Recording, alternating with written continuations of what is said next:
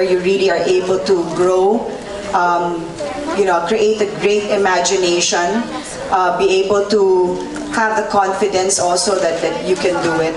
I like the fact you be sharing a story that maybe the children haven't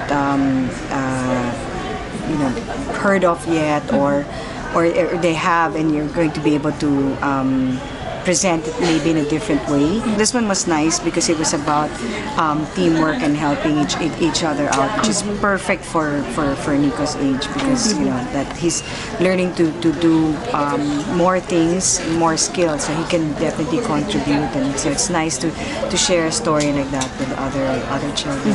The reading for me is like a window. It's a window to your world, and the beauty of a book is that you can pick up any window you like.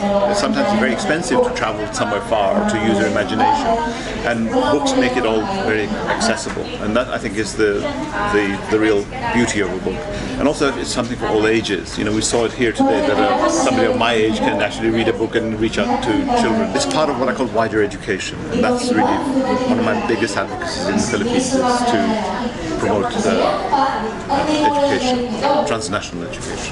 Mas confident na kami. Opo, kasi dati nung mga first time namin, parang more kinakabahan pa kami, kasi hindi namin alam kung paano gagawin, kasi first time lang namin magdidalong. Pero ngayon more on talagang enjoy na lang kami talaga, and more on connection na dun sa mga bata, and yung enjoyment na nakikita namin sa kanila, napapatawa namin sila, napapasaya. So, masaya yung feeling. Iba lang talaga yung saya and yung feeling ng makahawak ng libro na binabasa mo siya.